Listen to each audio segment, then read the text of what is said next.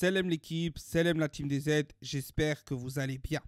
Hafid Deraji a tenu une interview il y a quelques jours maintenant pour parler de la Coupe du Monde 2022 et dans cette interview-là, il est revenu sur le fameux match Algérie-Cameroun. Le fameux match où l'homme du match n'est pas un joueur mais un arbitre, Bakary Gassama. Dans cette interview-là, Hafid Deraji a totalement retourné sa veste. Il a attaqué clairement pour moi Jamel Belmadi. On va voir les propos qu'il a tenus parce que l'interview est longue, je l'ai revisionné en entier. Le lien sera disponible dans la description et je vous invite vraiment à rester jusqu'à la fin de cette vidéo pour comprendre bien ce qu'il a dit. Je vais ensuite vous donner mon point de vue sur ce qu'il a dit qui est totalement pour moi aberrant, faux et mensonger et je vais expliquer pourquoi, clairement pourquoi. Et bien évidemment, je finirai par une conclusion qui est très importante parce que vous allez voir que si Hafid Deraji, vu sa place sur l'échiquier, on va dire du monde sportif en Algérie, s'il dit ça, c'est qu'il y a quelque chose derrière. Donc je vous invite vraiment à rester jusqu'à la fin si le sujet vous intéresse. N'hésitez pas à réagir en commentaire, me dire si vous êtes de l'avis de Hafid Deraji, si vous n'êtes pas de l'avis de Hafid Deraji. Bien évidemment, chacun a le droit d'avoir son avis, mais maintenant, je pense qu'il faut quand même être lucide, avoir des positions claires et ne pas changer tout le temps d'avis. Voilà. Moi, je vais dire ce que j'ai à dire dans cette vidéo et voilà. Donc, n'hésitez pas aussi à vous abonner si ce n'est pas déjà fait, que vous êtes supporter de l'équipe nationale d'Algérie. N'hésitez pas à mettre un petit like pour soutenir la chaîne et à partager si vous le voulez, bien sûr.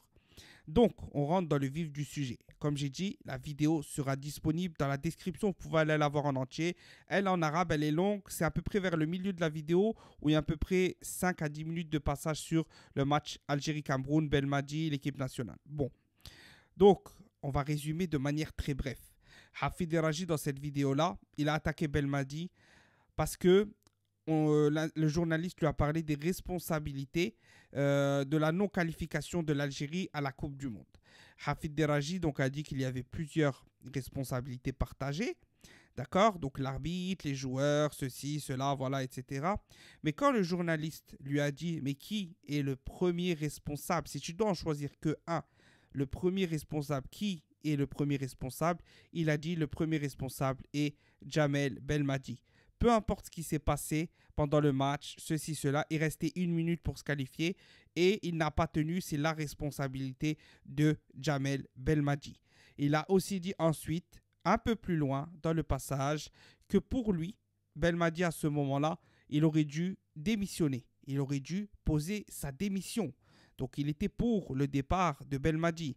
Et ça, on ne le savait pas. On l'apprend que maintenant. Moi, j'estime qu'il aurait dû le dire bien avant et ne pas parler de Gassama, de ceci, de cela. S'il estime que la responsabilité de Belmadi, il aurait dû le dire avant. Mais en tout cas, il était pour un départ de Belmadi à ce moment-là. Parce que de toute façon, pour lui, un discours, un entraîneur ne reste jamais 10 ans, 15 ans. Pour lui, c'est 4, 5 ans. Voilà, c'est ce qu'il explique pour que le discours passe, etc. etc. Et il insinue un peu de manière indirecte que peut-être le discours de Belmadi ne passerait plus auprès des joueurs. Mais ça, il ne le dit pas vraiment directement, de manière claire. Mais c'est ce que moi, je pense, c'est ce que je trouve un peu qu'il insinue en parlant de discours qui ne passent pas, de longévité, etc. etc. Donc ça, c'était pour la globalité de ce qu'il a dit par rapport à cette vidéo qu'on va débriefer. Bon, on rentre maintenant à mon avis à moi. Mon analyse, ma position de ce que Hafid Deraji dit dans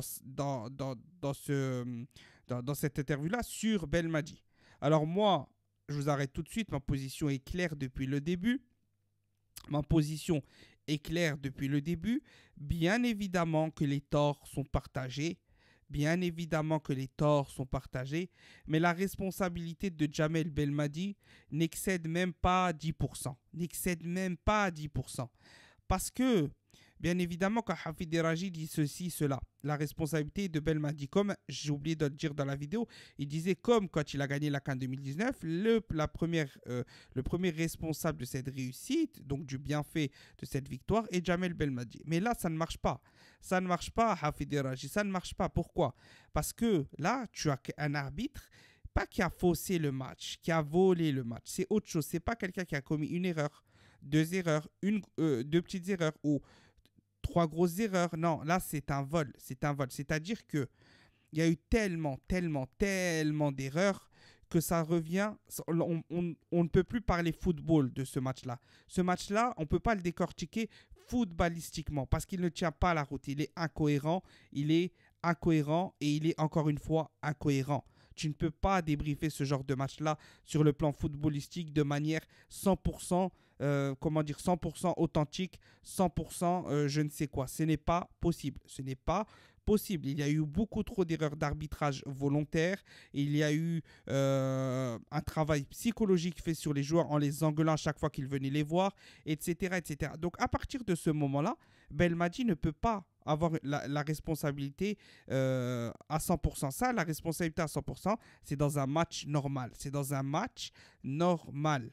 Ce n'est pas normal qu'un arbitre vienne, te sabote, te vole, corrompt et que toi, tu dises que le problème est l'entraîneur. Le problème est le coach. On parle de 5, 7 erreurs, allez peut-être même 8, qui ont créé un ascendant psychologique pour le Cameroun avec l'aide de Gassama, qui a donc créé une faiblesse psychologique avec l'aide de Gassama. C'est pas possible.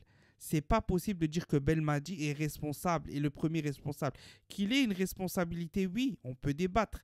Est-ce que le milieu Zerouki, Benasser en double pivot est cohérent? Pour moi, je l'ai déjà dit 1000 fois. Non.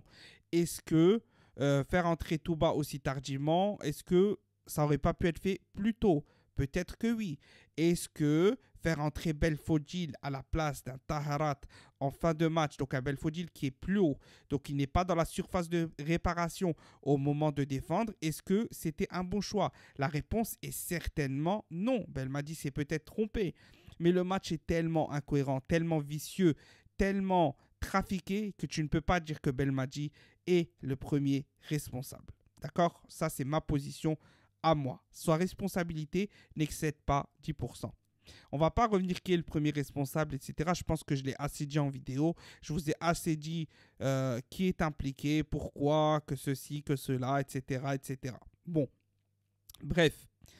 Ensuite, il a parlé que pour lui, Jamel Belmadi aurait dû démissionner. Alors ma position sur le sujet est que si Belmadi aurait fait une erreur tactique, aurait commis une défaite face à un arbitre normal, face à un Cameroun normal, face à tout un jeu de coulisses qui n'existe pas, oui, en effet, il s'agit d'un tellement gros échec, après une CAN catastrophique, où cette fois-ci, il a une responsabilité plus grande, Jamel Belmadi, mais elle n'est pas à 100%. Là, oui, il aurait dû démissionner. C'est clair, net et précis, je pense, pour tout le monde. Mais là, ce n'est pas le cas. Ce n'est pas le cas. C'est pour ça que ce sélectionneur qui a ramené 35 matchs sans défaite, qui a survolé l'Afrique pendant 3 ans, qui a gagné la CAN 2019 qu'on n'avait pas gagné depuis 29 ans au pays et qu'on n'a jamais gagné à l'extérieur, mérite d'être soutenu alors qu'il a été volé. On ne parle pas d'échec normal. On parle de sabotage, de vol, de corruption. C'est deux choses différentes. Voilà pour moi pourquoi les propos de Hafid Raji sont à la limite d'être honteux. Honteux parce qu'il connaît quand même le football. Et donc c'est pour ça que pour moi, il n'aurait jamais dû dire ça. Et voilà. Maintenant, qu'est-ce qu'il en est? Conclusion. Après tout ça, passons à une conclusion. Faisons une conclusion rapide. La conclusion rapide est que si Hafid Raji, quelqu'un de très important dans le monde du sport algérien, dit ceci, dit cela, c'est que peut-être que la campagne est lancée en off pour faire partir Jamel Belmadi de son poste de sélectionneur. Elle existe cette campagne depuis longtemps, mais que là, elle va s'intensifier, elle va augmenter et qu'on est parti dans un nouvel épisode bien plus coriace sur Jamel Belmadi. Alors moi, ma simple chose que j'ai à dire, c'est que Jamel Belmadi, il faut laisser travailler jusqu'à la CAN 2023. Bien évidemment qu'il doit changer certaines choses, bien évidemment qu'il doit arrêter de s'entêter avec certains joueurs, bien évidemment qu'il doit comprendre certains points, qu'il ne doit pas rester têtu et se dire qu'il a tous les crédits du monde et qu'il peut faire ce qu'il veut, que de toute façon tout lui sera pardonné parce que ce n'est pas le cas. Au bout d'un moment même, quelqu'un qui aime beaucoup Belmadi, si on connaît échec après échec avec des mêmes choses, des mêmes erreurs répétées, il craquera. Il craquera dans son rôle, dans son soutien. Alors Belmadi doit bien évidemment se remettre en question, mais il a toutes les capacités tactiques, techniques pour changer les choses et aller faire quelque chose d'intéressant à la CAN 2023. Et ça, c'est ma position en tout cas. C'est ma position. Donc voilà, j'espère que la vidéo vous aura plu. J'espère que voilà, ça n'a pas été trop long pour vous. En tout cas, n'hésitez pas à me dire dans les commentaires si vous avez regardé jusqu'à la fin de la vidéo, si vous avez apprécié la vidéo surtout et quel est votre avis sur ce sujet-là. Salam l'équipe, portez-vous bien et Tehya l'Algérie.